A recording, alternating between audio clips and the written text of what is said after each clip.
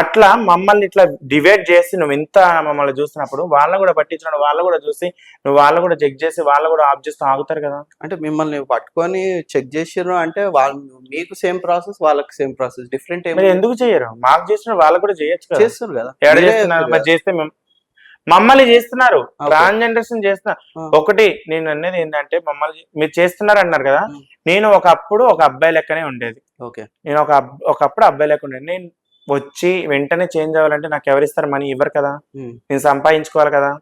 Job చేస్తే నాకు అంత మనీ వస్తుందా? ఉమ్. రాదు కదా. నేను ఒక 5 years సంపాదిస్తే కానీ నాకు ఆ 5 lakhs రాదు.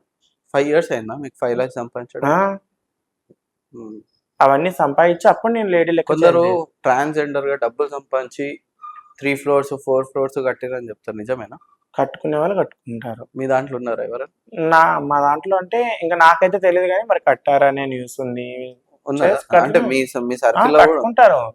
ఇప్పుడు మామూలుగా ఇప్పుడు ఆడుకున్నవాడే కట్టుకుంటున్నాడు, వీళ్ళు చాయ్ బండి పెట్టుకున్నవాడే కట్టుకుంటున్నాడు. వీళ్ళు మేము రోజు 10 సంపాదించుకొని మా కడుపుకి తిని మిగతా దాచుకొని మేము కట్టుకోవడానికి మాకేంది?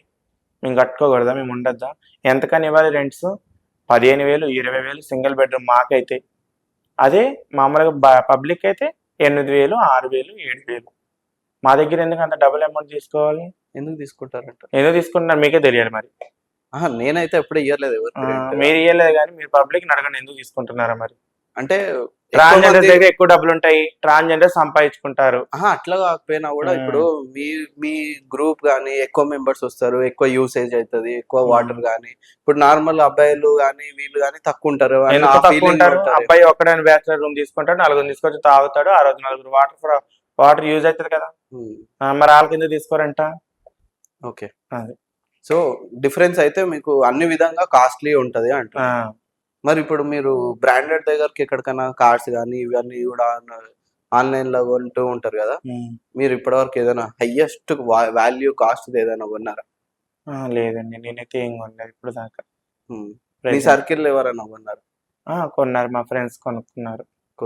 వాళ్ళు ఏం చేస్తారు? వాళ్ళ బిజినెస్? వాళ్ళు కూడా సెక్స్ వర్క్ చేస్తారు, ఓపెనింగ్స్ కి వెళ్తారు, కలెక్షన్ వెళ్తారు. మరి మీరు వాళ్ళని చూసినప్పుడు ఏం జెలస్ గా ఫీల్ కాలేదా? నేనేం జెల్సీగా ఫీల్ అవ్వాలి.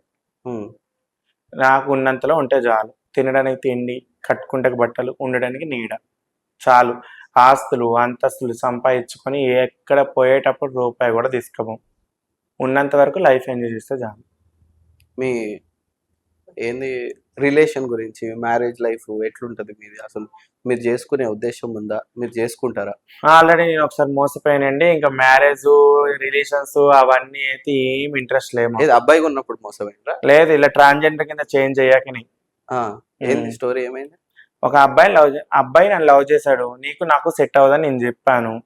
లేదు, నేను మా ఇంట్లో నొప్పిస్తాను, మా పేరెంట్స్ నొప్పిస్తాను, మా ఫ్రెండ్స్ నొప్పిస్తాను, నేను పెళ్లి చేసుకుంటా, నేను నీతోనే ఉంటా అంటే నా పిల్లలు పుట్టారని కూడా డైరెక్ట్ చెప్పిన. మనం ఎవరైనా అడాప్ట్ చేసుకుందాం, లేదంటే మన అన్నయ్యకు ఉంటారు, మీ చెల్లెకు ఉంటారు, లేదా మీ అన్నకు ఉంటారు, వాళ్ళని మనం పెంచుకుందాం అని అన్నా.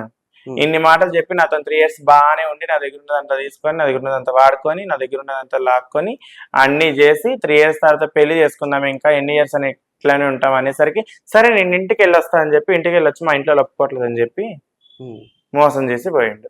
మరి ఫస్ట్ లవ్ చేస్తున్నా అంటే వాళ్ళ పేరెంట్స్ తోటి మీరు ఏమైనా మాట్లాడినరా? నేను అదే చెప్పాను కదండి, నాలో ఉన్న క్వాలిటీస్ అన్ని నేను చెప్పాను. ఇప్పుడు డైరెక్ట్ పేరెంట్స్ తోని మామూలుగా ఒక అబ్బాయి ఒక అమ్మాయి లవ్ చేసుకుంటేనే వాళ్ళ పేరెంట్స్ ని వీళ్ళ పేరెంట్స్ ని వాళ్ళు చూస్తేనే పారిపోతారు భయపడి. ఇంకా డైరెక్ట్ ఒక ట్రాన్స్జెండర్ వాళ్ళ పేరెంట్స్ ఎట్లా మాట్లాడిద్ది? మాట్లాడలేదు ఇప్పటివరకు. ఆయన ఇప్పుడు నార్మల్ గా అయితే మా ఫ్రెండ్ అది ఇది అని ఏదో ఒకటి అయితే కల్పిస్తారు కదా, అట్లా ఎప్పుడు ఒక అబ్బాయి ఒక అమ్మాయినే పరిచయం చేయడు ఇంట్లో అమ్మకి. సడన్ గా కనబడితే అయితే పరిచయం చేస్తారు, కనిపిస్తాయి. మేము ఎప్పుడు కనిపించలేదు కదా. ఈ మధ్య తను ఉండేది వరంగల్, నేను ఉండేది హైదరాబాద్.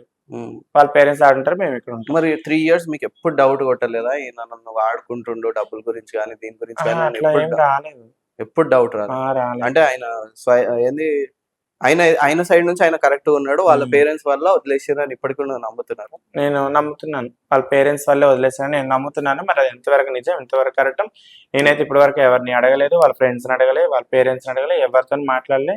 ఇంకా తనకి ఇష్టం లేదన్నప్పుడు మనం బలవంతం చేయడం కూడా కరెక్ట్ కాదు అని చెప్పి, ఇష్టం ఉన్న వాళ్ళు ఎంతైనా వెళ్తారు, ఎంత దూరమైనా వెళ్ళచ్చు. ఇష్టం లేదు అన్న వాళ్ళని బలవంతంగా పెట్టుకుంటే అది ఏ రోజు ఉండదు.